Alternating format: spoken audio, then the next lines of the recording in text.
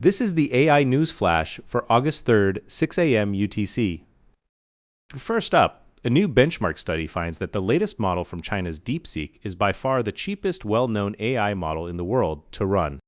According to Reuters, research firm Artificial Analysis measured DeepSeek's V4-Flash at 14 cents per million input tokens and 28 cents per million output tokens. Running one full benchmark pass costs an average of just 3 cents. The same test costs 86 cents on Moonshot's Kimi K3, $1.86 on OpenAI's GPT 5.6 Sol, and $3.15 on Anthropic's Claude Fable 5 against Fable 5.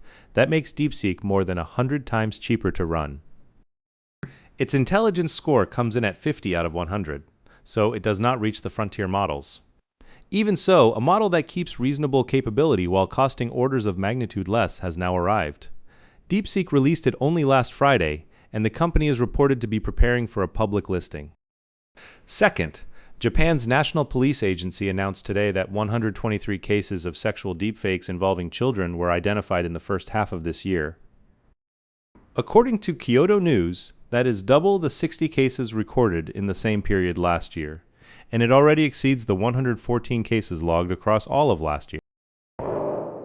90% of the victims were middle and high school students. 79 were junior high students, 38 were high school students, 3 were elementary school children, and 3 were unidentified. In 83 cases, close to 70%, the perpetrator was a classmate or another student at the same school. Only 7 cases involve someone met through social media. The pattern shows the harm is not coming from distant strangers, but from inside the same classroom.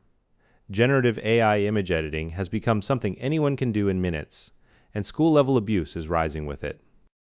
Third, situational awareness.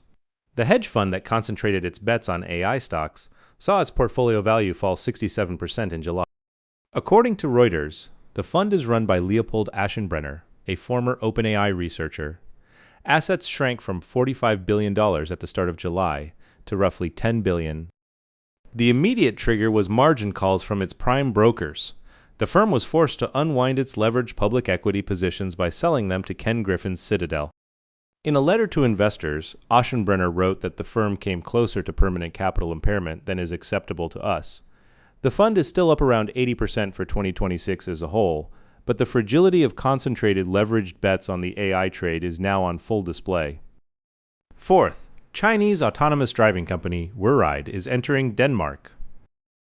According to Reuters, WeRide has partnered with local electric mobility operator Green Mobility to launch a public robotaxi service in the first half of 2027, subject to regulatory approval.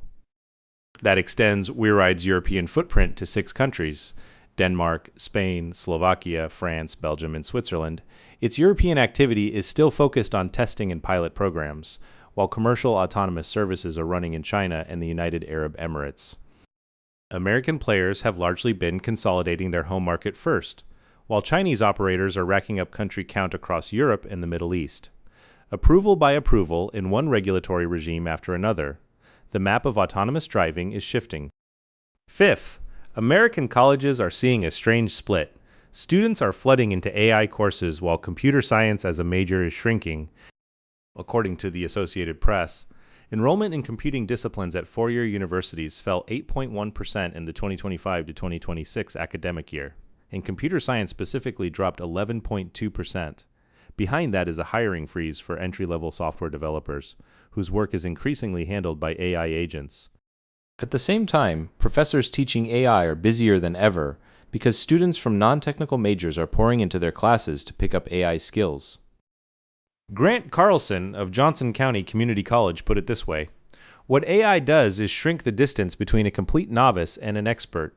Fewer people are training as specialists, and more people are learning to use it as a tool. That is the shape of education in the AI era." That's all for this AI News Flash.